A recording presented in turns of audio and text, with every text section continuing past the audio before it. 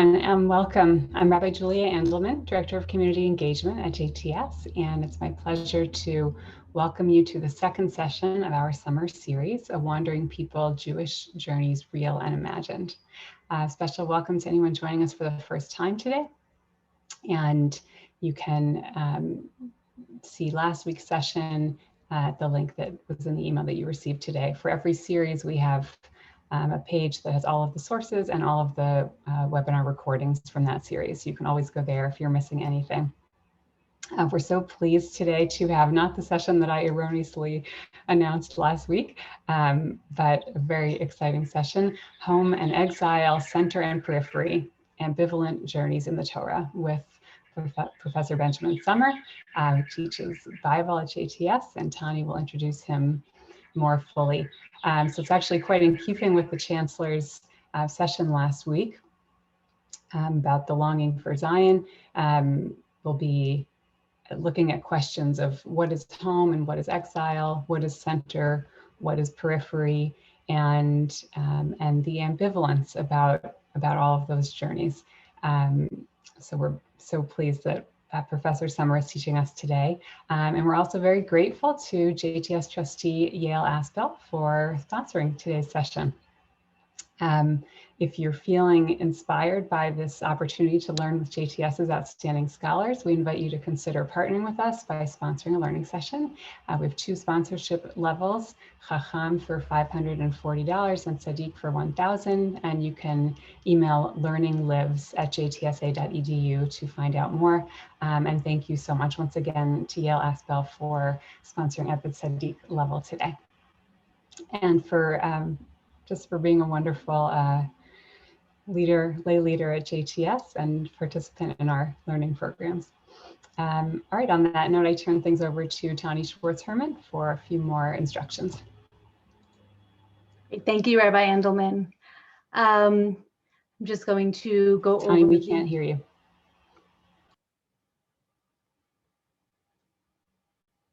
You can't hear me? Oh, sorry, it was me. Go ahead. Okay, no problem. Okay, I'm just going to go over the Q&A for today's session. Rabbi Andelman, Dr. Sommer will pause for questions periodically throughout the class. So we'll also have a Q&A period at the end. You can use the chat feature to submit your question to Rabbi Julia Andelman. During the Q&A period, Rabbi Andelman will select a few of the questions to present to Dr. Sommer. For technical and logistical questions, please initiate a private chat with either myself or Lynn Feynman. The sources for today's class were in the email that you received with a Zoom link this morning. We will be posted, I think Lynn Feynman already posted a link in the chat as well. We will not be screen sharing today's sources, so if you can please go ahead and you can click on that link when Dr. Sommer begins referring to the sources. And I wanted to go ahead and introduce Dr. Sommer. Dr. Benjamin Sommer is Professor of Bible at JTS. Dr. Sommer has written several books, which were the recipients of multiple awards. In today's sessions, he will be drawing from his book, The Bodies of God and the Worlds of Ancient Israel. Dr. Sommer has long been active as a lecturer and scholar in residence, teaching rabbis, Jewish educators, and lay people in a variety of settings in the United States and in Israel. He's also taught several times for us as part of this series. We always enjoy having him teach for us, and I'm going to go ahead and turn it over to Dr. Sommer. Toda rabba. Thank you, Julia. Thank you, Tani. Thank you, Yael, and thank you to all of you who are here today. It's delightful to be teaching in this series again. So, as you know, the topic of this series, this new series that has just begun, is journeys, Jewish journeys and other journeys. And I'd like to share some thoughts about the theme of journeying that result from thinking about a few biblical narratives that pick up on a core aspect of the theme of the journey. In order to go on a journey, you're going from somewhere and you're going to somewhere, and maybe or maybe not, you're coming back. And so very, very often, the theme of the journey is intertwined with, is inseparable from, the theme of home and away from home, or the theme of home and exile. And this is the case already in the great journey tales of the ancient world. If you think of the Odyssey, for example, the Odyssey is by Homer is a tale of homecoming. It's about the attempt to get back home from having spent years away from home. The Epic of Gilgamesh in ancient Mesopotamia involves is an epic that begins quite literally with a picture of home, with a picture of the city of Uruk, of which Gilgamesh was the king. It leads to a story about the wanderings, the journeys that Gilgamesh takes away from home, and in a way that he didn't quite understand, but we as the readers come to understand at the end. It ends with Gilgamesh finally being able to come back home from his wanderings, from his self-imposed exile, and he himself then recites the description of the city of Uruk that we read in the opening lines of that epic poem, the Epic of Gilgamesh. And at that point, we find out that, oh, that was Gilgamesh's point of view to begin with, but he had to go on this journey away from home to understand home. So once we're talking about the theme of journeys, a central Jewish idea comes into play, which is the theme of home and away, or the theme of homeland and exile. I'd like to talk now about that theme as it appears in a number of central or crucial biblical narratives that appear especially in the Torah. There are a few other examples that we could go to, but I want to focus on some stories in the Torah that are stories of home and exile. And I think that that's clear enough when we just glance through the stories, that these are stories that are dealing with a person being at home and going away from home, or being forced away from home. But what's interesting in the three stories that I want to focus on today is that when we read these stories slowly, we come to realize that in each one of them, yes, it's a story about home and away, about homeland and exile, but the more we think about it, the more ambiguous the stories become, the more unclear it is to us. Well, where is home located and where is away? Which is the homeland and which is the exile? Again and again, our canonical texts invite us to think about home and exile in more than just a shallow way. They invite us to think about home and exile in a way that challenges us to identify what really is our home and what really is our exile. So what I'd like to do first in our class is I'd like to look at three very short narratives from the Torah, from Genesis and Exodus. Some of you might have downloaded the source sheet in which you've got these texts: Genesis 2 through 3, Genesis chapter 12, and Exodus chapter 2. In the event that you don't want to use the source sheet for whatever reason, probably most of the 284 of you who I see listed in participants have a Chumash or have a Bible. And if you want to use your own Chumash or Bible, like the whites are using, by all means, please do so. Again, the texts that we'll be looking at are Genesis chapters 2 and 3, Genesis chapter 12, and then Exodus chapter 2. So first, I want to look at those three stories, noticing the way that they challenge our ability to identify what is home and what is exile, noticing the ways in which they mix home and exile up. Then I want to talk about some of the implications of that theme. To do so, I'll talk about a few other passages in the Torah that deal with the tent of meeting. The Ohel Moed, which we're going to see, actually relates very strongly to our theme. And then I'd like to just ask a question and attempt to answer the question: what do we learn about the Jewish religion from the fact that our canonical texts, our sacred texts, challenge us to think about the identity of home and exile? And when I'm doing that, we'll start talking about some broader religious and theological issues. We'll also start talking about some modern theorists of religion or comparative religion. But let's start with the texts themselves.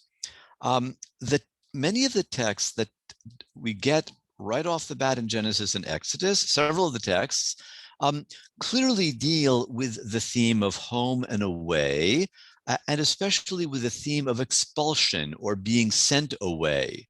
The three texts that I've mentioned actually use the verbs to expel, ligaresh in Hebrew, and also the theme to send away, lishaleach in Hebrew. Multiple times, these two verbs show up a good 7 or 8 times in a fairly small number of verses across the three very, very short stories that I'm talking about. But what's surprising is that even though they make us think about expulsion and therefore exile, they actually tend to confuse us in regard to which one is which. So let's start off with the longest of the three stories that we'll look at today, and one with which I think many people have some familiarity, which is the story of the Garden of Eden in Genesis chapters 2 and 3. That is to say, the story of Adam and Eve. You've got that on the handout. The story that we're concerned with really begins actually at in the middle of verse 4, with the words, when the Lord God made earth and heaven. That's the beginning of the narrative. And then the handout takes us all the way through to the end of the Garden of Eden narrative at the end of chapter 3. Just to quickly set the scene and review, in this passage, the Lord or God or Hashem, God is referred to with God's personal name throughout this story. I'll pronounce that name as Hashem. Hashem creates two human beings, and Hashem places them in paradise in a place called the Garden of Eden. But then they eat the fruit of the tree of knowledge of good and evil, and therefore they are expelled and forced to leave the Garden of Eden. And in one very common reading of this story is first and foremost a story of expulsion as punishment. Adam and Eve sin by eating something they were not supposed to eat. They had one simple direction they were supposed to follow, and they chose not to follow it. And therefore, because they committed this sin, they are expelled. They are forced to leave paradise. And if this is the case, then the story itself is a story of expulsion, a story of punishment, of crime and punishment, of sin and expulsion.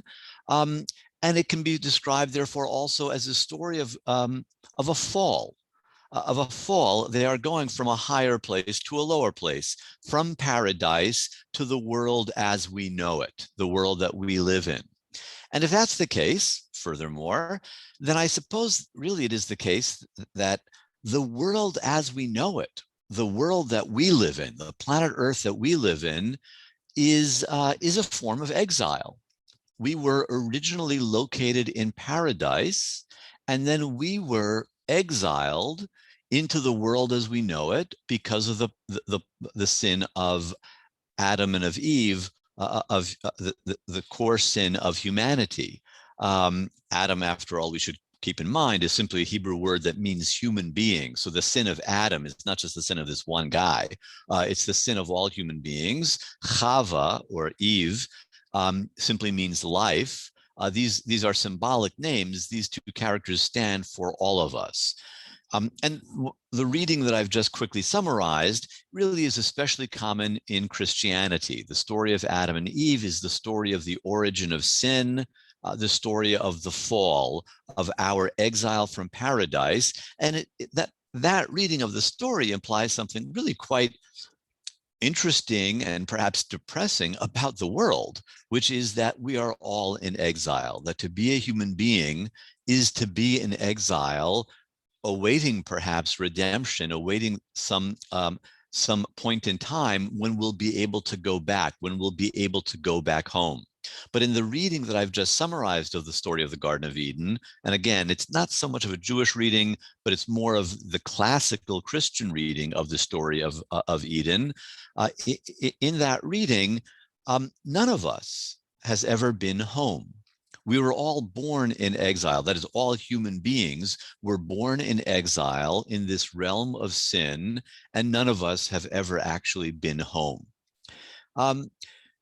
Is that reading correct, however? Is that reading correct? Is the world really a place of exile? Is it the case that none of us have been home? The fact is that a number of scholars have questioned this common Christian reading of the story of Adam and Eve. I say it's a Christian reading because it's especially central in Christianity, but this reading is not completely unknown in Jewish sources either. But a number of scholars have questioned this particular reading of the Eden story as a story of, of expulsion, a story of sin, a story of punishment. First of all, actually, I think it was the psychologist Erich Fromm who first pointed out that the word sin doesn't ever appear in this story. Truth is, biblical Hebrew has quite a number of words for sin and disobedience, and biblical narrators tend to use them freely to condemn characters. Prophets also, even more so, tend to use those words very, very freely to condemn the Israelites. But the story of the Garden of Eden doesn't contain any of those words. The actual text of the book of Genesis never describes what Adam and Eve did as a sin. Actually, the first time a word for sin shows up in the Bible is actually in chapter 4 of Genesis, the next story, in the story of Cain killing Abel. It's after Cain killed Abel that a character in the story, namely God, first brings that vocabulary item, sin, chatat, into the book of Genesis. But none of the characters, including God, and none of the characters refer to sin in the story of the Garden of Eden, and the narrator does not ever refer to sin in the story of the Garden of Eden. Indeed, one can argue that Adam and Eve were not capable of sin in the Garden of Eden, and therefore could never have deserved punishment within the Garden of Eden, because when they were in the garden, they hadn't yet eaten of the fruit of the tree of good and evil. Well, if they hadn't eaten from the tree of good and evil, in other words, if they did not have knowledge of good and evil, because they hadn't eaten from the tree of knowledge of good and evil, if they didn't have knowledge of good and evil, they were incapable of sin. If you don't know what's good and what's bad, if you don't know what's right and what's wrong, are you really at all capable of sinning? They become capable of sinning and also capable of acting righteously only once they've actually eaten from the tree of knowledge of good and evil. And so one could make a strong argument that A, the word for sin never appears in the story. B, they're not capable of sin until they've eaten from that tree. And so whatever we've got here in the story of Genesis chapters 2 and 3, it's not a story of the origin of sin. It's not a story of crime and punishment. And that might make us wonder whether the so-called punishments that appeared towards the end of the story in chapter 3, verses 14 through 24, are those really punishments at all? People often refer to those as curses, what God says to Adam and Eve and the snake. But actually, if you look at the wording there, God curses the snake. God says to the snake, you are cursed.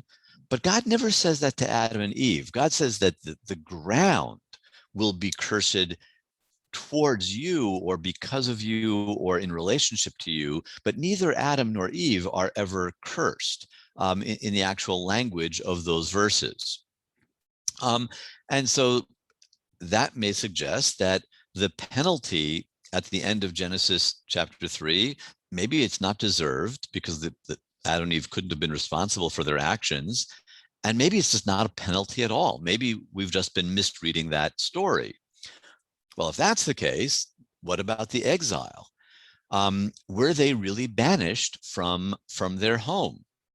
Actually, in some respects, the story suggests, I think, that Adam and Eve really belonged outside of Eden. And maybe Eden was the place of exile for them. And outside of Eden, the world where we live, the world that seems to be our home, yes, that was the home for Adam and Eve as well. I say this for a couple of reasons. And here, if you could take a look at the text, that would be helpful. Let's take a look at chapter 2, verse 15. Chapter 2, chapter 2, chapter 2, verse 5. Chapter 2, verse 5.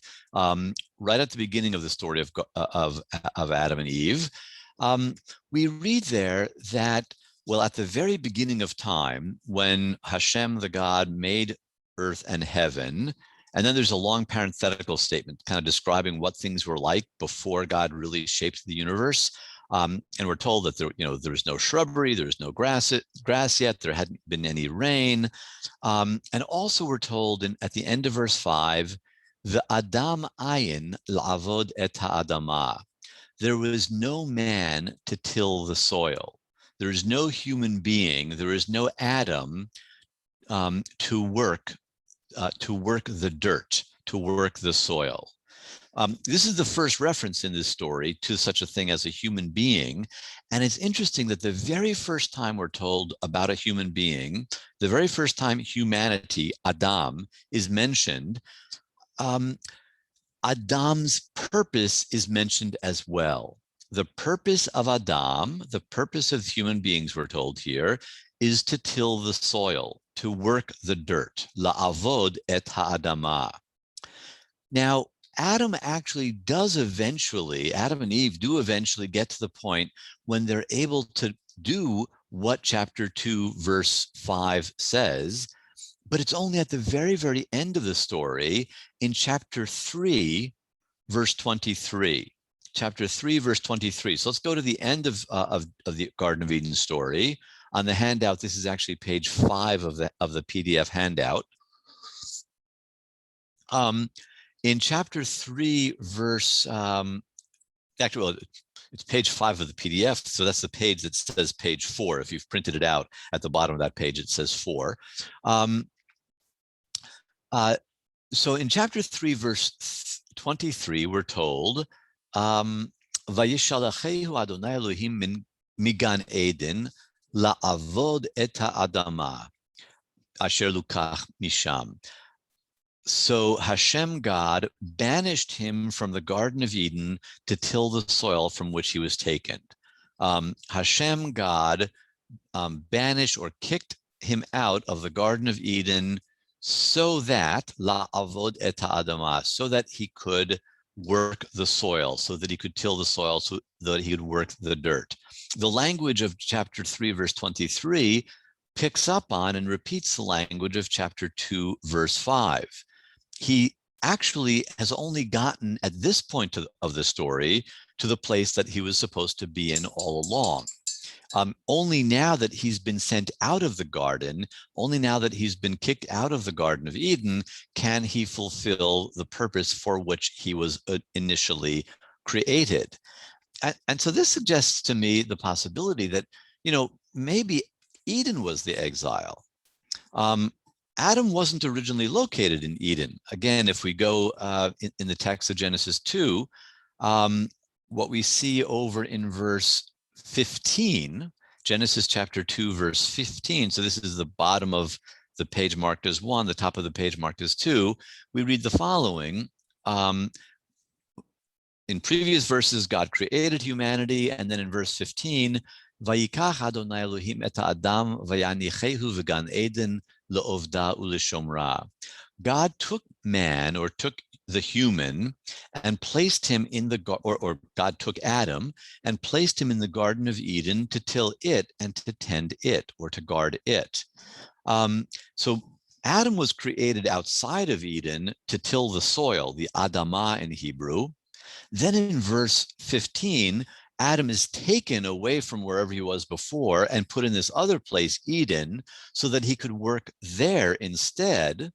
So now he's away from where he originally was, and he's away from his original purpose. It's only at the end of the story that he's brought back to where he was originally, so that now he can finally do what he was intended to do, which was to till the soil, la'avod et ha'adamah. But in most of the Garden of Eden story, one could make the argument Adam's in the wrong place, and he's working or tilling the wrong stuff. He's working in Eden rather than working outside of Eden. This suggests the possibility that maybe Eden is the exile, and the world that we know is actually is really home, is the homeland. Related to this, it's interesting to note that the word chayim, or life, is always associated with Adam and Eve outside of Eden. It was outside of Eden at the very beginning of the Garden of Eden story that Adam is made into a living being, that God first breathes life into Adam. Then he's put into the Garden of Eden. Eve is created apparently in the garden, but she doesn't get her name Eve, or Chava, which means life, is from the same root as the word Chaim in Hebrew. She doesn't get that name, she doesn't get that identity until after they're kicked out of Eden. Adam gives Eve the name Chava, or Eve, or life, at the end of chapter 3, after they've been banished from Eden. So Chaim and Chava are associated with Adam and Eve before they were in Eden and after. But in some sense, maybe Eden is really a place of death. I think it's a subtle reason, but a justified one, suggests that life is located in our world, and Eden was a place, well, of not life, of maybe not life means potential life, or maybe it means death. Eden in some ways is a womb, or it's a tomb, but it's not a place of living. It's not the place of living. So when we start paying attention to some words that are used very carefully and some words that aren't used very carefully in this story, I think that we can begin to doubt whether this story really is a story of the fall of humanity, whether it really is a story of sin and punishment. Maybe instead of seeing this story as a story of a fall or a tragedy, of a move from a better place to a worse place, there may be a different narrative pattern that is underlying this story. Now, biblical scholars sometimes like to use models that we get from other areas of the academy, such as comparative literature, the study of mythology, the study of folklore, and especially, I think, with stories of origins, it's useful to look to the study of myth and the study of folklore. We get tools from those academic areas that are very, very useful. Going over to to the study of folklore, let me just mention to you very quickly that there are a number of scholars who talk about folk tales and narratives around the world that follow a certain pattern. One of the most famous patterns all around the world for folk tales, for mythology, and for actually a lot of different areas of culture, if you stop and think about it, is the story of the homecoming. Story of the homecoming.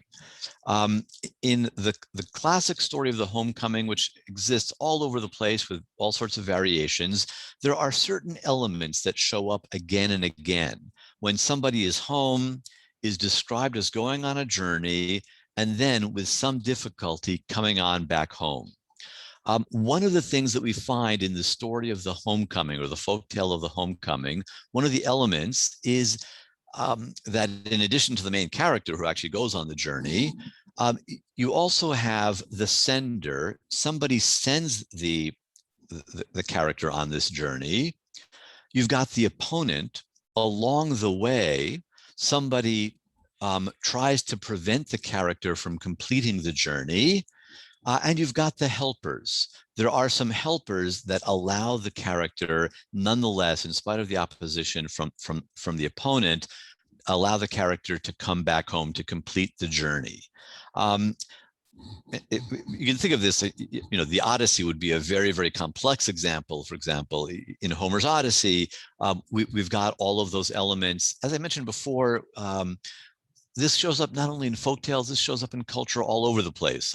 I think in American culture, the place where we see the pattern of the journey, the homecoming journey, most prominently is actually not in literature, it's in sports. The sport of baseball is all about this folktale. Baseball is all about leaving home in order that, in spite of the opposition of these people in the middle who will try to prevent you from getting there, it's going to take you back home. And this might be amusing, but it's also really true. Part of what makes baseball so popular is that baseball speaks to a basic narrative pattern that is just ubiquitous among human beings. The Odyssey, really, if you think about it, baseball is really the Odyssey. It's the same thing as Homer's Odyssey. Incidentally, the Iliad obviously is football, is the other great pattern. The Iliad is football. In any event, we're getting that pattern in the book of Genesis, in the story of Eden, but the pattern is showing up in a very unusual way. If we stop and think about who the different characters are. Adam is the main character who's on the journey. Adam is originally home. He is then sent on a journey into Eden, but he is eventually able to come home. So who are the helpers then in this reading? The helpers are actually the snake and Eve. The snake and Eve aren't negative characters. They're the ones who give him the key to being able to get back home. They're the ones who lead him to be banished. They give him knowledge, and once he's got knowledge, he has to be exiled from, he has to be banished, I should say, sent away from this place of ignorance, this place of exile, this place of potentiality, but not of life. And that's when he's able to get back home. So in this reading, Adam and Eve Eve and the snake are actually the heroes. They're not villains. And finally, who is the sender? Well, the sender is God. Who is the opponent? What's interesting is that the opponent is God too, because God sends Adam into the exile of Eden. Now, this is very, very unusual. When you look around the world, it's almost unheard of that the sender and the opponent are the same character. But interestingly, that happens very frequently in the Bible. There are other cases in the Bible where we have God in the folktale role of both sender and opponent. So it'd be a whole different class. I'm not going to get into it, but this is characteristic of the Bible, characteristic not only of biblical literature, I would say of biblical religion, that the sender and the opponent have to be the same person, which probably has to do with monotheism and the fact that we can't divide up those two roles. In any event, if I'm right here, I think that we can analyze the story of the Garden of Eden not only as a tragedy that goes from a greater place to a lesser place, but also as being a story of homecoming. It's a story that doesn't only move from a positive before Eden to a negative after the fallen world. It's also a folktale that moves from order, the pre-Edenic world, through disorder, which is the Garden of Eden, to a reestablished and a better established order, where now humanity is capable of moral action, because humanity, through the journey through Eden, through disorder, humanity has gained the ability to know good from bad from the tree of knowledge of good and evil. The truth of the matter is that both of these patterns really are present in the story of Eden. There are really two competing narrative structures in this one narrative or myth that we're getting in Genesis chapters 2 and 3. Part of what makes the story so difficult to read in some ways is that in this one story, there are two different narrative structures competing against each other. It's kind of like you're listening to a piece of music that is simultaneously written in 6/8 and 4/4. Such things actually do exist, and they're very, very rich and very, very, very interesting. And that's also true of the book of the story of Eden. It is simultaneously a story of a fall from a good before to a sad after, and a happy story of a journey of a person leaving home so that the person could come back home with greater knowledge and a greater ability to appreciate home. Incidentally, many folktales of not all, but many folktales that involve the homecoming pattern end with the birth of the hero's son. It's no coincidence that the very first verse after the story of the Garden of Eden, chapter 4, verse 1, is the story of Eve getting pregnant, of Adam and Eve having their first children, or their first child, which I think also supports the idea that in part what we're getting here is a story of homecoming. Now, both of these structures are present, and there's evidence on behalf of both of them. I tried to argue before, let's say, that, well, maybe the curses at the end, they're not really curses, maybe they're not a punishment at all. On the other hand, the language of those, of the curses of what God says to Adam and Eve, the language there is actually quite negative in tone. And I think that one can get some sort of sense that that both ways of reading the story are simultaneously accurate. And if that's the case, what's most interesting to me about this story of home and away, of homeland and exile, is that the text itself gives us clues that go in both directions. The text itself makes it difficult for us to say definitively which is home and which is the exile. Is Eden home and the world exile, or is it the other way around? This is a text that presents a theme, I think, pretty clearly. That's not so complicated. This is about home and away, but it challenges our ability to decide which is home and which is away. We get to the very first narrative about human beings in the Bible. It's telling us that the theme of home and exile is a crucial theme. And it tells us, you know, it can be really hard to figure out what home really is and what exile really is. That's true in other stories as well. But before we go to our second example, I just want to pause here and see if there are any questions just about our first example, about Adam and Eve, about the story of Eden. Julia, how are we handling questions? Can you remind me as well as everybody else? How many questions? Is that what you said?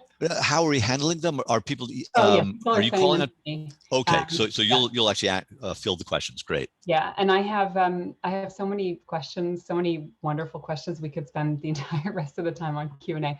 I'll just point out to everyone the great thing about studying Bible with JTS faculty is that texts you have read 1,000 times before suddenly you see in a completely new light. Okay, so.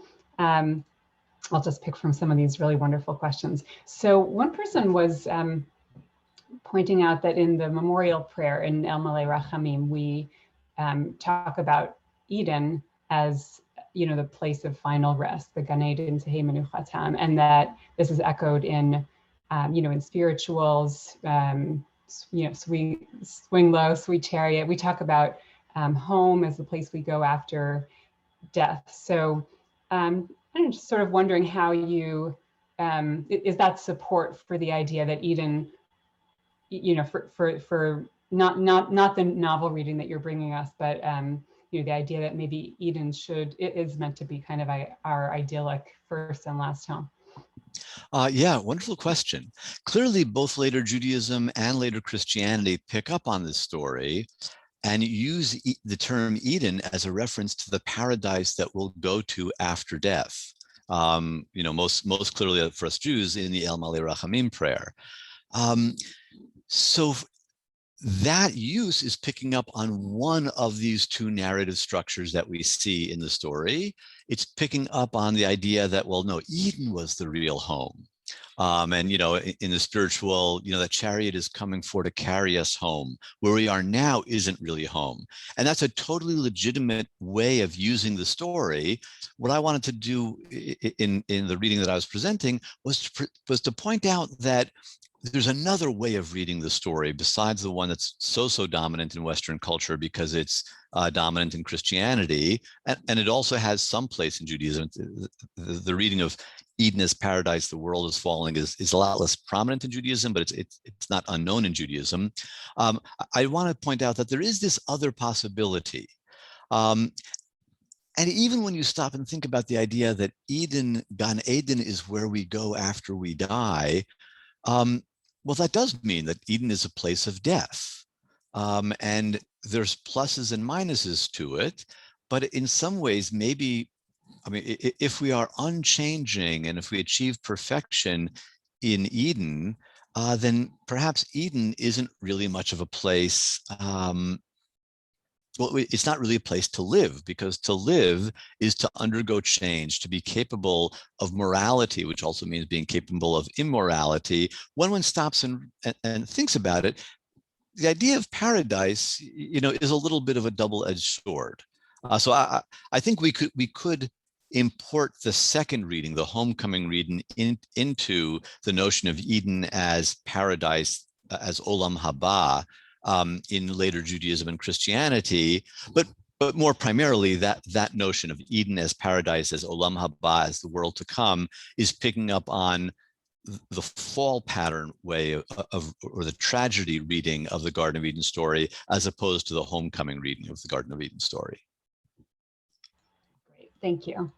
All right, so along the same lines, one person is pointing out that if we bracket Eden as you're suggesting we do, that it's the soil, it's the land that's identified as both Adam's source and where he's meant to be, the destination after Eden. So this person is wondering, does that suggest something specific about that home for us is meant to be on the land, on the earth, when working the land? Is that more than just Eden or outside Eden? Is there something more specific about the earth itself and the land as what is meant to be our home? Yes, I think so. First of all, in Hebrew, it's even clearer, since the word for soil that Adam is supposed to work is Adamah, which is simply the feminine form of the word Adam. The word human being, or Adam, and the word soil, Adamah, soil or land, are closely related to each other and sound very, very similar. And here, I think that this is probably in part just, a historical, for historical reasons. This story is probably assuming that what human beings do is they farm, because the Adam and Eve story is coming to us from a culture in which probably around 95% of the population were in fact peasant farmers. 95% of the population were in fact peasant farmers. And yes, we sort of lost that in our modern culture. But even it wasn't that long ago that even in 200 years ago, a substantial majority of people did make their living by tilling the soil. With modern technology, it's possible that farmers are able to get incredible productivity out of their soil, and so now we just have a small percentage of people who work as farmers. But yeah, this story is coming from a culture in which the assumption is that basically what human beings do is they farm. Okay, that makes sense. Can you take one more? One more, sure. Okay, and I just wanted to share also, one person wrote to me, Eden is stasis. I thought that was a nice articulation of what you were saying. Yes, exactly. Eden, the world is dynamic, and that's where life is. Right. Eden is stasis, and at some level, that's kind of where death is. Right. I don't know if anyone happens to know Aharon Meged. There's a wonderful Israeli writer named Aharon Meged, a novelist and playwright. He has a play called, he's one of my favorite authors. He's not as well known as like Aleph Bet Yoshua and stuff. He's a wonderful, wonderful writer. And in his play Bereshit, which means Genesis, which is about Adam and Eve and Cain and Abel, the character Eve, at one point, she's just sick and tired of being in Eden, and she says, this place is a tomb. in that play. Yeah, and that's the idea. A place of perfection is also a place of stasis, which in a way is a place of death. Right. As one word alone along these lines, the Vilna Gra, the Rabbi Elijah of Vilna, supposedly said on his deathbed, he was crying as he was approaching his last moments, and his students said to him, "Why are you crying? You're about to go to Olam Haba. You're about to go to Eden." And he said, Olam Haba is a guter Zach. Learning Torah is a besser Zach. The world to come is a good thing, but learning Torah is a better thing. And it's in this world where we can learn new things that we have that better thing. And maybe in the world to come, we know everything. Maybe we learn all the Torah there is to know there, but there's no growth there. Yeah. Anyway. Wow. Wow. Okay. So the other questions I wanted to raise with you have to do with God, a subject that that you speak and write about frequently. So I'll try to synthesize them a little bit. I think the question is kind of, where is God situated in all this? Is God at home? Is Eden's God home because God is sending them out, or is God sort of above sort of above and outside of all this? Does that mean that God is in exile? And what does it say about where human beings and God are in relation to each other? Are we sort of fundamentally in different places? So that question is a brilliant question, and it jumps ahead a little bit to where I want to go, because I think ultimately these stories also, well, they raise the question of what is home and what is exile for us human beings, but they also raise the question of what is home and what is exile for God. So I hope to come back to this as we get further. Just within the context of this story, I'll just note that God does just seem to be in the garden, wherever the heck the garden is. It does seem to be a place that God hangs out. God is just there and is able to take some of the dirt and create Adam from, well, actually, no, that's not true, because that's before he's in Eden. God does it before Eden. But once the story moves, once the story shifts to Eden, God simply seems to be there because God goes for an afternoon stroll there. In chapter 3, God goes for a stroll at the breezy time of day when it's cooler out. So this seems to be very much an immanent God, a God who's in a place that human beings are located. It seems to be a very, very physical God. He goes for a walk, not at the hot time of day, Has v'shalom, but at the cool part of day. So God does seem really to be in Eden. I think in Ezekiel chapter 28, if you're curious, there's a strong implication maybe that Eden is a divine location as well, from the references to Eden in Ezekiel chapter 28. The bigger issue I'll come back to at the end, I hope. Great. So why don't you continue? Okay, so let's go to a second story. This one is shorter. Genesis chapter 12, the first time that we see Abraham as a character doing something. His name showed up very, very briefly in chapter 11 in a genealogy, but here Abraham is an actual character. And again, very, very clearly, let's just go to the very first verse of Genesis chapter 12, and we're dealing with a story that's about home and exile. God says to Avram, Lech lecha me'artzecha u'mimoladetcha u'mebeit avicha El ha'aretz asher ar'eka. Go forth from your land, from your birthplace, from your father's house to the land that I will show you. Abraham is told to leave home and to go somewhere else. Abraham is told to go into exile. So very clearly, this is a story about a journey, and it's about a journey into exile. But as we move on to the rest of these rest of the verses and really the rest of the whole book of Genesis, we find out that the land that God will show to Avram is in fact going to be his new homeland. It's going to be the land of the people who are descended from Abraham. So Avram is told to go to leave his home, but to go to what ultimately will be his new home. So right off the bat, especially, as we're reading verse 1, like, no one ever reads this story for the first time, right? By the time you learn to read and you actually read Genesis, you've heard this story, at junior congregation or at, Tat Shabbat or wherever it was. You've heard this story many, many times. By the time you read verse 1, you already know that Ha'aretz Asher Ar'eka, the land I'm going to show you, is in fact the homeland of Abraham's people. So he's told to go into exile in his new homeland. He's told to leave his home. And again, as we're reading the story, we know that he's from Mesopotamia. He's from the area of Babylonia and Assyria, which is exactly the place that will eventually historically be where his descendants are sent into exile when the northern kingdom of Israel, the southern kingdom of Judah, are destroyed by the Assyrian Empire, by the Babylonian Empire. So right off the bat, in verse 1 already, home and exile have been mixed. He's told to leave his home, because really his home is exile, and to go into exile in a place that really is going to be his home. And what does he do when he gets to his home, his new home in the land of Canaan? Well, first of all, in verse 6, at the end of verse 6, the narrator reminds us, V'hakna'ani az ba'aretz. The Canaanites were then in the land. So first of all, the narrator reminds us, well, okay, his home, it wasn't really his home. Other people already lived there, and he wasn't able to fit in there all that easily. Then in verse 8, 8 and 9, interestingly, he doesn't settle down. He keeps on moving around. He becomes a nomad. There's no indication that he was a nomad back home, as it were, in Mesopotamia.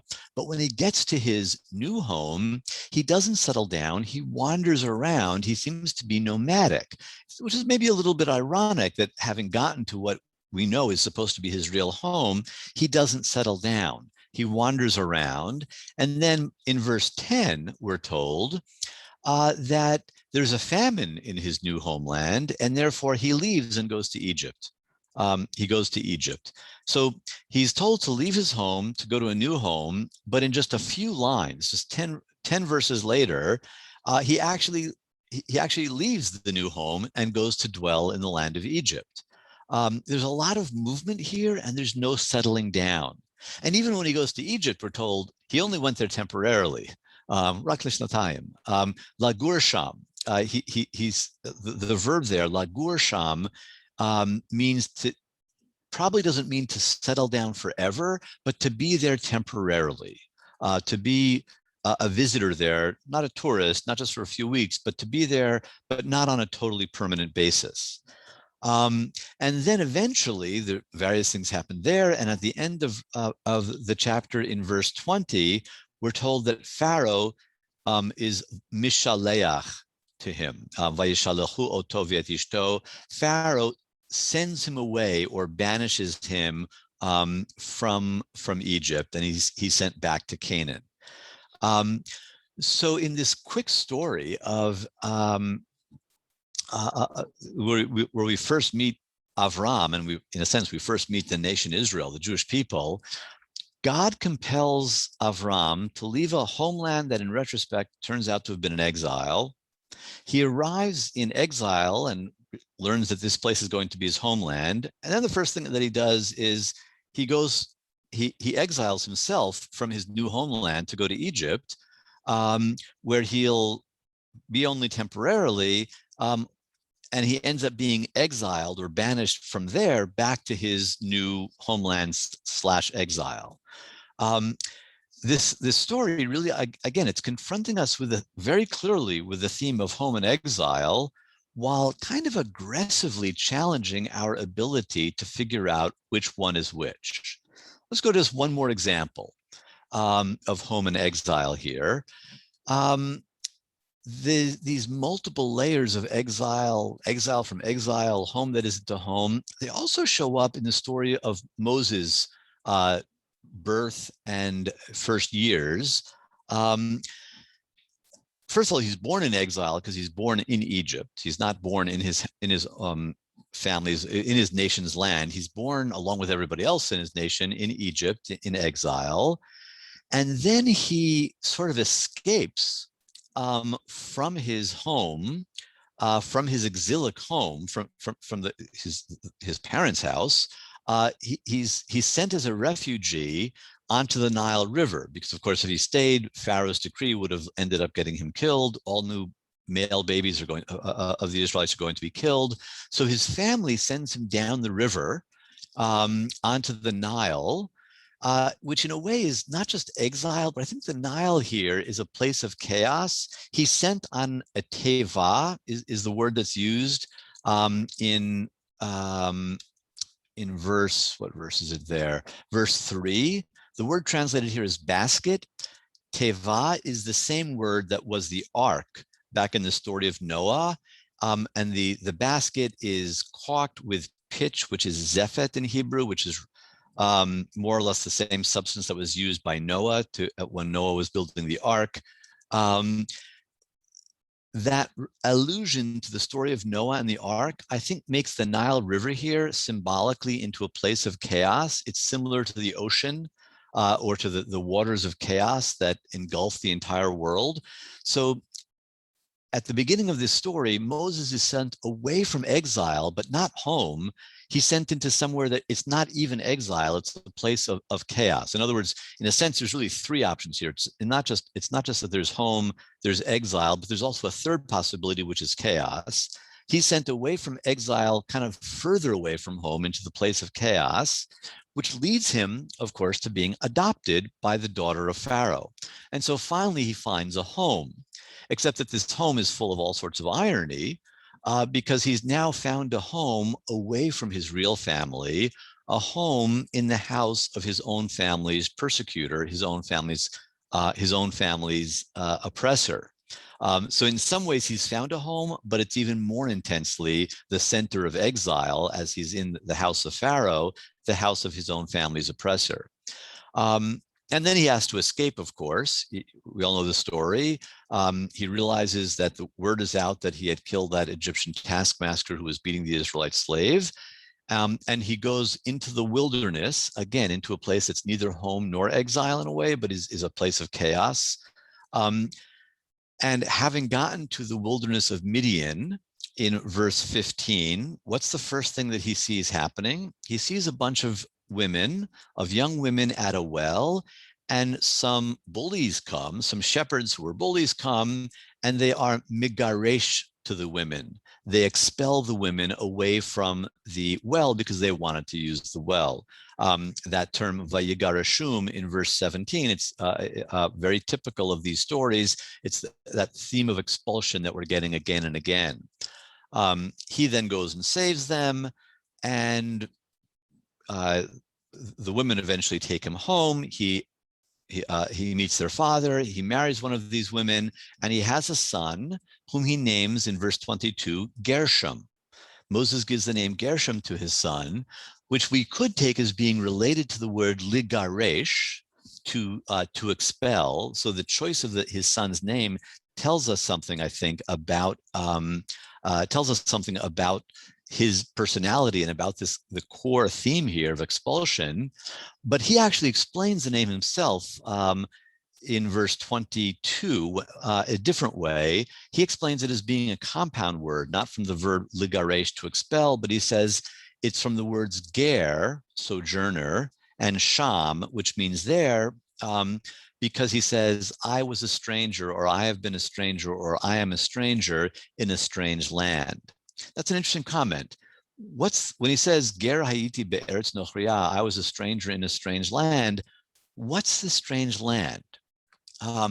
Some commentators think that, well, Midian, where he settled down and had a family, that's the Eretz Nochriya, that's the foreign land, because he's from Egypt, and now he's living in a foreign land. And he gives his son the name Gershom, because I've settled down now as a stranger in this foreign land. But it's just as possible that what he meant was, well, back there in Egypt, I was a stranger. I escaped from the Eretz Nochriya. I escaped from a foreign land. I escaped from some place that was not my own. I escaped from Egypt. And of course, the truth of the matter is it's both. Actually, Moses spends his entire life be'artzot nochriyot. He spends his whole life in foreign lands. though he is the greatest Jewish leader of all time, the most important Jewish leader of all time, he never sets foot in his homeland. He spends his entire life in a variety of different foreign lands. First, Egypt.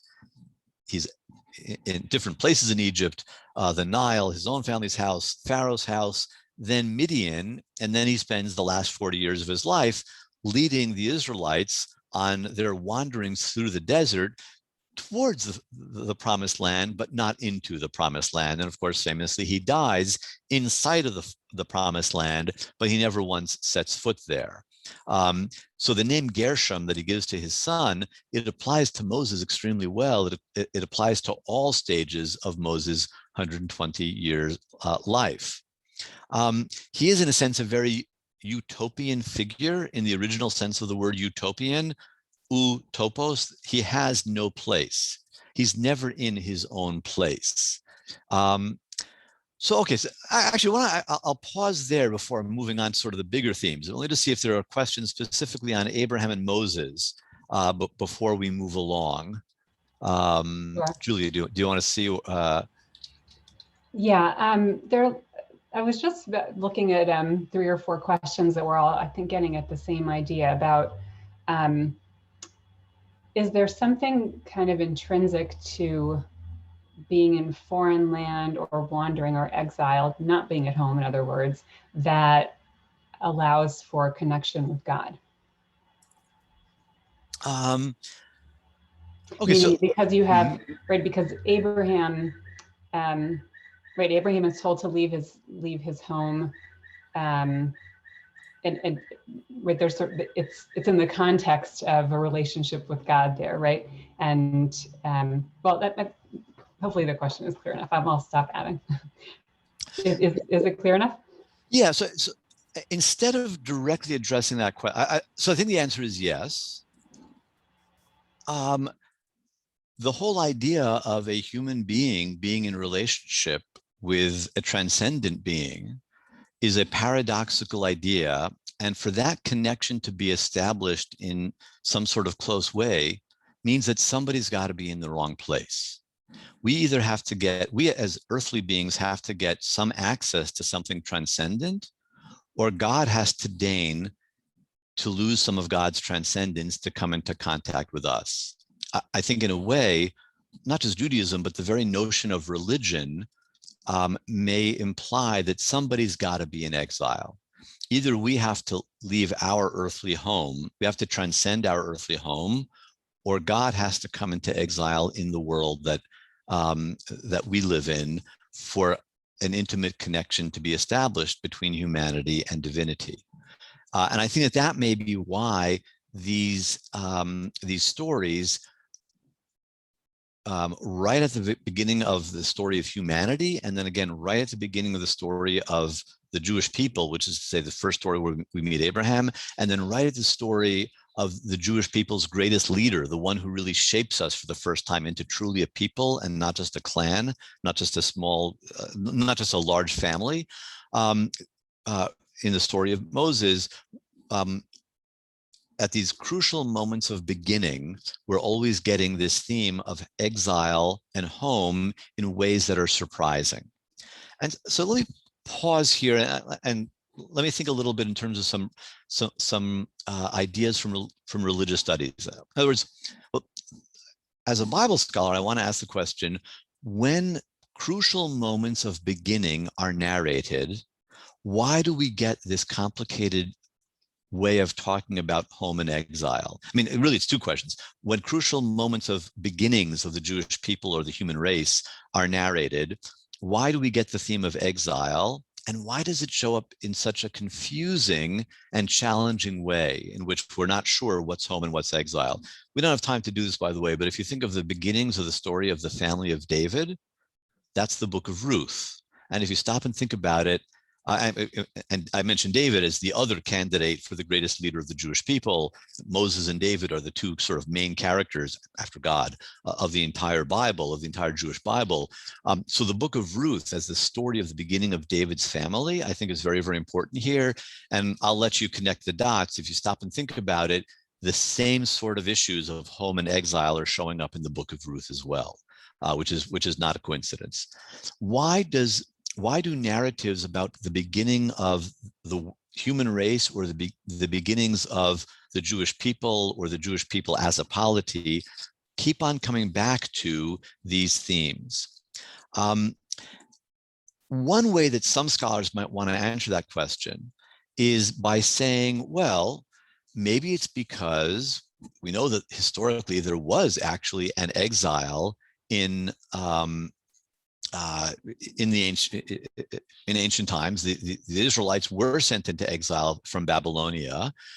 So maybe it's the case that these stories were written as a response to the exile. Maybe these stories were written late in Israelite history after the exile had actually happened.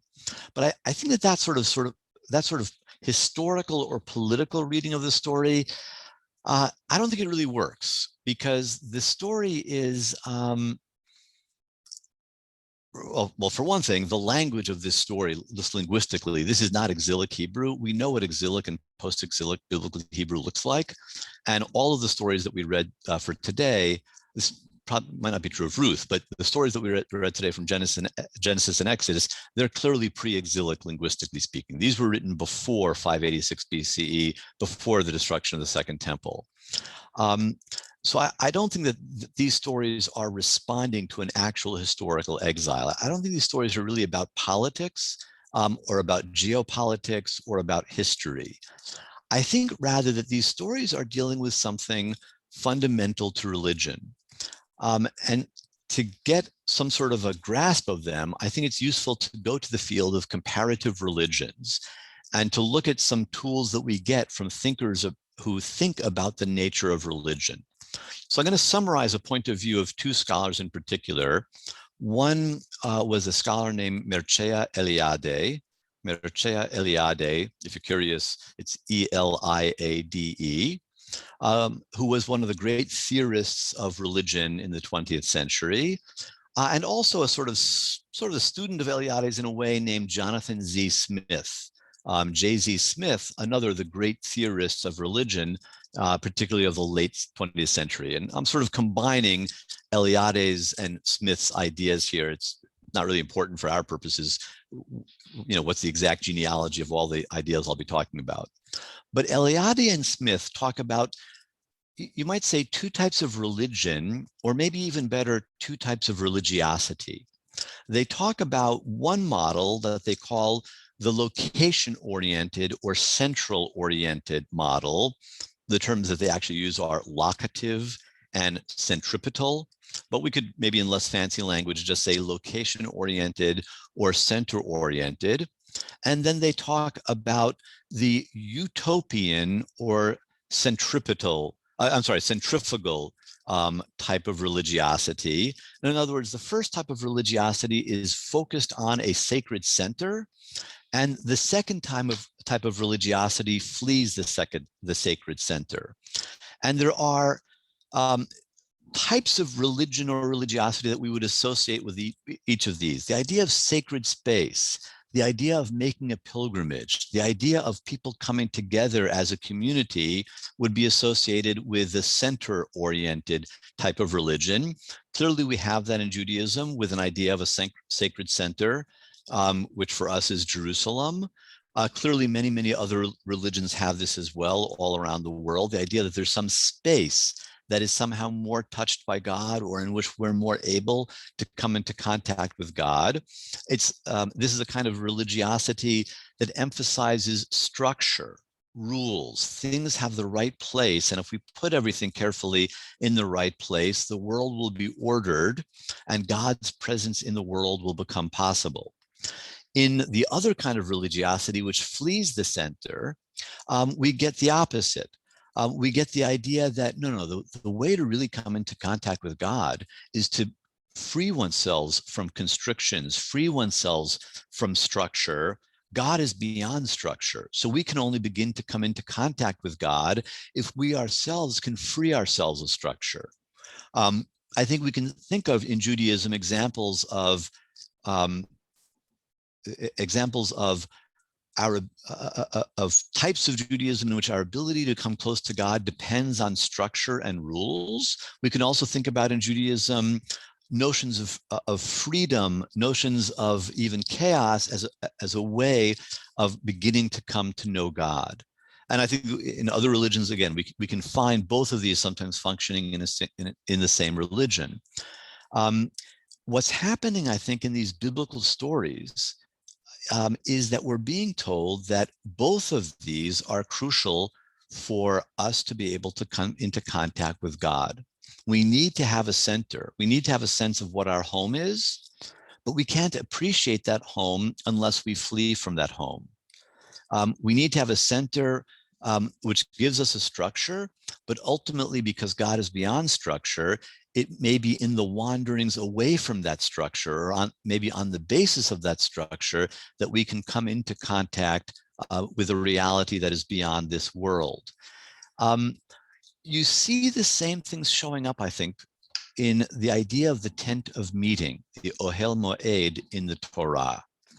The Ohel Moed in the Torah is an interesting institution, an interesting religious institution, because it actually shows up in the Torah in two very different ways that we're going to see match what we've just been talking about. Most references to the Ohel Moed, the tent of meeting in the Torah, locate it in the middle of the camp. It is the very center point of the Israelite camp. So it is clearly central oriented. It's a place that God dwells. In fact, the other name for Ohel Moed is Mishkan, often translated as tabernacle, but literally what Mishkan means is place of dwelling. It's the place where God is shachen, where God is permanently available. It's the place where God appears to Moses and speaks to Moses reliably. It's the place that we come to communicate with God by offering sacrifices there. It's both the prophetic location and it serves as a temple. It's where the altar is located. It's the pre-Jerusalem location of the temple. It is extremely rule-bound. The way that you build it is described in great detail in the second half of the book of Exodus. What you do there, the rules for what you do there are described with great detail in the book of Leviticus. It's a classic example of a locative, a centrally oriented institution of religion in which God is reliably present. It's rule-bound, it's at the center, it's at the tip of a hierarchy of religious authority. And the nature of that religious authority is very, very clear. Moses is on top. Next to him is Aaron. If anybody wants to sort of push back against that structure, well, that's what Korach tries to do, and it doesn't end well for Korach. That's one type of idea of what religion is, what Judaism is. It's hierarchical, rule-bound. God is located somewhere, and we can get towards God reliably by following the rules. But there's another idea of the tent of meeting that shows up less frequently in the Torah, but it does show up a number of times in the books of Exodus and Numbers. And in those passages, I'm thinking here of Exodus chapter 33, Numbers chapter 11, Numbers chapter 12, just to give three examples. In those texts, the Ohel Moed, the tent of meeting, is not in the center of the Israelite camp. It's located outside the camp at some distance from the camp. Michutz la'machaneh, herchek min hamachaneh. It's at a distance from the camp. God doesn't live there all the time. God just pops in there from heaven once in a while. Moses goes out to the camp to commune with God there when he's called to do so. This tent, it's not the elaborate permanent structure that is described as being at the center of the tent, which really isn't. I'm sorry. It's not the elaborate permanent structure which is described as being at the center of the Israelite camp. Rather, this is just a small tent. It's more like what we think of as a tent. The first model of the tent of meeting, it's really a portable palace. It's made of wood and metal as well as fabric. It's quite fancy. It's quite elaborate. It takes months to build it. This other model of the tent outside of the camp, that tent is it's a very small thing. You can pitch it very, very quickly. Moses is able to do it by himself. It's not a terribly complicated thing. And there, the presence of God is located outside of civilization, outside of the camp, outside of where the Israelites live. It's not particularly rule-bound, and it's not predictable. The tent of meeting in the middle of the camp is predictable. The one outside of the camp is extremely unpredictable in the stories that in which this one shows up. What's interesting about the Torah is the authors of the Torah don't make a choice between these two very, very different pictures of the tent. There probably are historical memories among the ancient Israelites. There were probably actual memories that way back when, in the time of Moses, there was this important thing before we had the temple. It was just a tent. And then there are these two very, very different memories about what that tent actually was. The Torah doesn't make a choice. I think the Torah tells us that a healthy Judaism needs to have both models. A healthy Judaism is one in which both home and exile are valued. A healthy Judaism is one in which the center and rules are respected, but the periphery is understood also to be a place of creativity, a place from which renewal can always come. And that both of these, both the center and the periphery, both the structure and you might say, what's the word? Alter b'ivrit. Alter. I'm just forgetting the basic English. Like in jazz, what do you do in jazz in English? Improvise. Thank you. I do this all the time. I forget a word in one language and can only remember it in another one. Kind of worries me, but I've been doing it for years and years, and so it's probably just some weird thing about my brain. What's really frustrating is when I can't remember a word in any language, and I know it. Like I know it in 3 or 4. But anyway, what's important, the Torah is telling us, is that we both need rules and a center, and we need the ability to improvise. We need a periphery that improvises off of that set of rules, but goes maybe just temporarily in new directions. And so getting back to some of the questions before we go to a final set of questions, I think that really all of this talk about exile and home, it's not only about human beings, and it's not only about the Jewish people. I think it's really all about God. Where can we find God? For one thing, for us to be able to come into contact with God at all means that God has to, at some level, be willing to exile God's self. And I think that Jewish mysticism much later on will pick this theme up much more richly and much more explicitly. But already the Bible is implying that God has to exile God's self from heaven to come to the planet Earth, at least to some extent, to come into relationship with us. And there's something surprising and very humble about that, and also maybe very, very dangerous about that, about God exiling God's self to come into contact with us. And we're being told that both structure and improvisation, both respect for the sacred center and understanding of the importance of periphery, both of those are vital for a healthy and productive and lasting Jewish religious experience and Jewish people to exist. We need both of those, is I think what we're getting here. Ultimately, these stories about humans who are simultaneously in exile and at home, yeah, I think really they're coming to tell us something about the nature of God, that for God to be in relationship with the world means that God is at once in exile in the world, but deigning to make God's self at home in the world. We've got about 15 minutes left, so I want to sort of wrap up the lecture part of what I've been doing before we go to some Q&A. First of all, I want to thank my friend Yael Asbel, member of the JTS Board of Trustees, who has generously sponsored today's session at the Tzaddik level, or Zarul Tzaddik, Thank you, Yael. I also want to thank other people of the 300 or so people. We know that there are other people who have made donations, whether specifically to this program at JTS or generally to JTS, and helped support what we're doing here today. And frankly, I'd like to encourage the rest of you to join Yael and to join those of you who have made those contributions at whatever level is appropriate to you, for whatever reason, in honor of a loved one, to celebrate an occasion, to commemorate a yard site, or just because you're getting something out of the learning. I think if you look into the chat, Tani is going to be posting a link where you can learn more about this.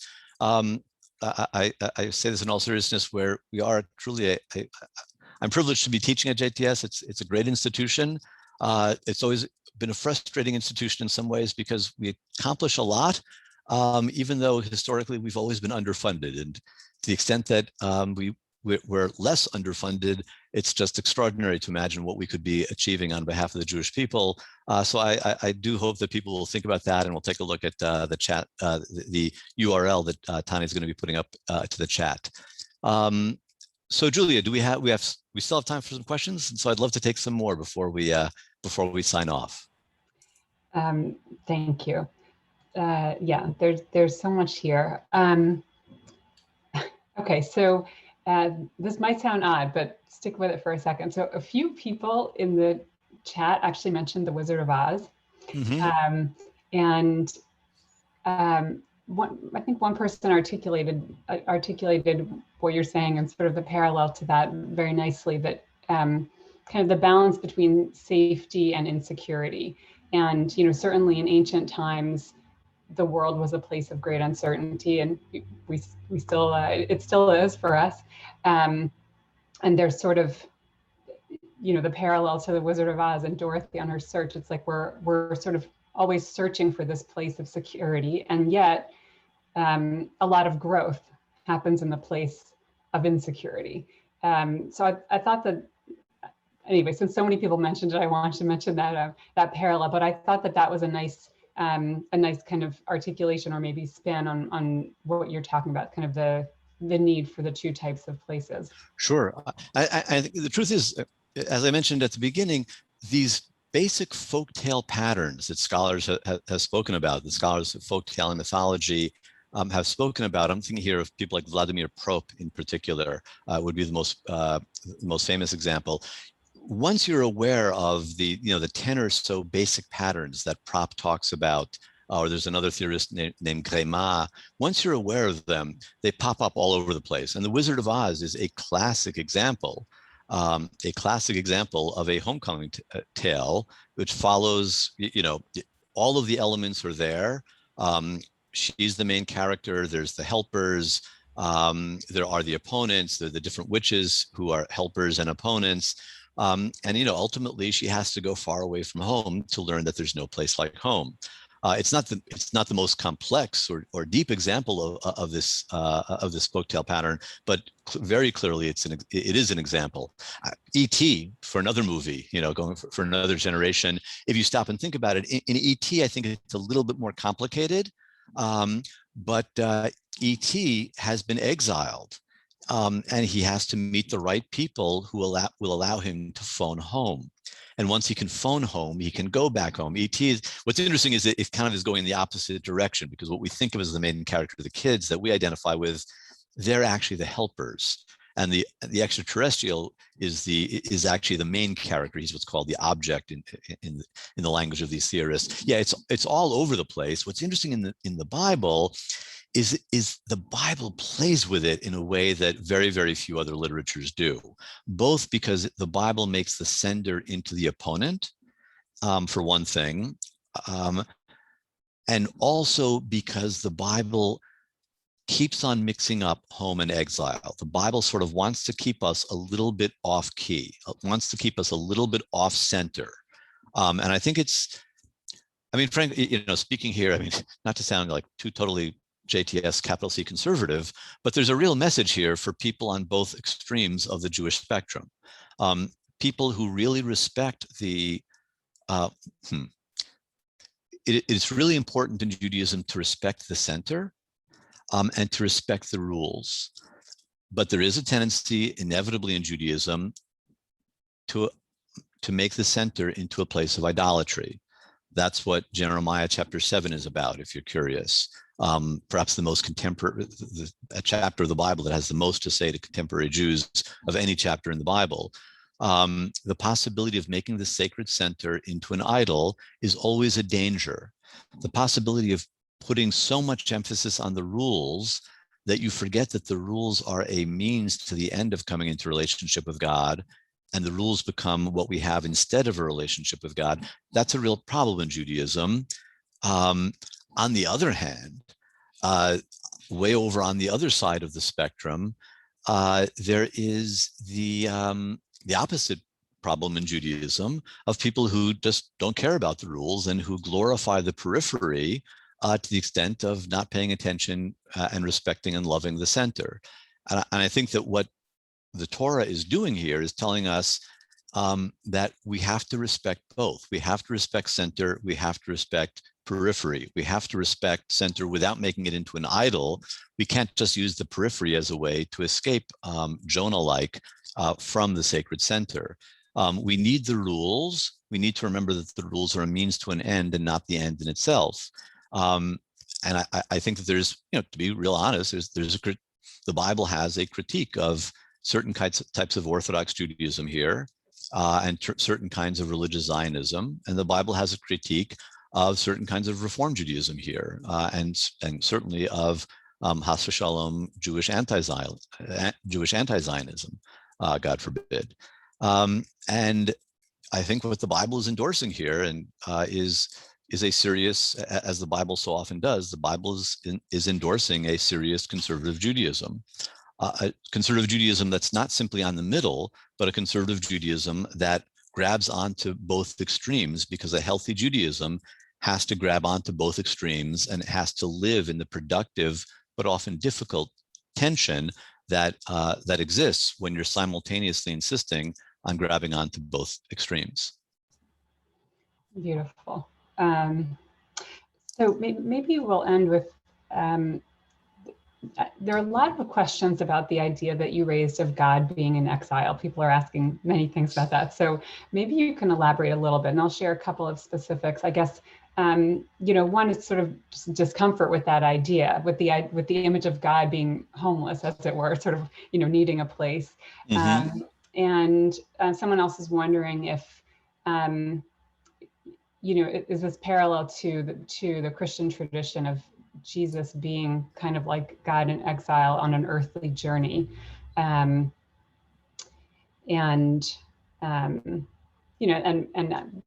there's actually just a nice comment from the very beginning about, imagining God as being manifest both as home in a way, that both of those places are Hamakom. That's not a name of God, the place that came up in the class today, but I don't think, or certainly in these texts, but that's one of the names of God. So how does that relate to what you've been teaching us?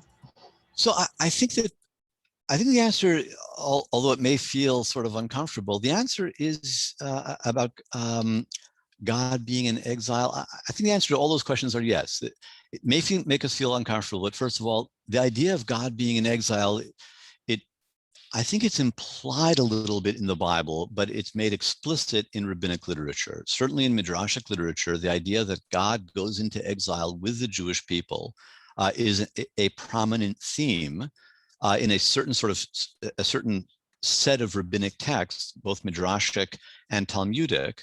But the idea that when the temple is destroyed, the Shekhinah, the presence of God, went into exile along with the Jewish people, that shows up in rabbinic literature.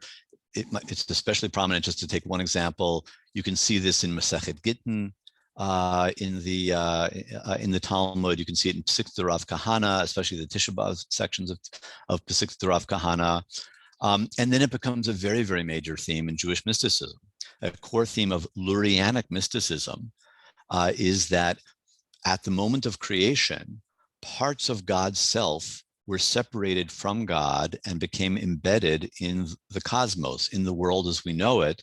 And the role of the Jewish people is that by observing the mitzvot, we free these exiled bits of God and allow them to return to the Godhead outside of this cosmos. And that's really the entire reason for the Jewish people's existence. Some of this begins to sound similar to Christianity, because actually I think that it is. I think the idea that we get pretty explicitly, subtly, but explicitly in the opening verses of the Gospel of John is that God expatriates God's self. God expels God's self from heaven, or at least a part of God's self, from heaven to become the Son, the S-O-N, which is there described actually as being the Word or the Logos.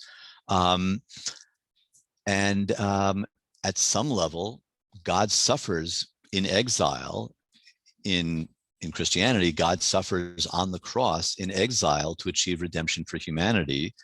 In the Kabbalistic version, God suffers in exile in these little bits of God that are exiled throughout the cosmos, exiled within these things called klipot, or shells or husks.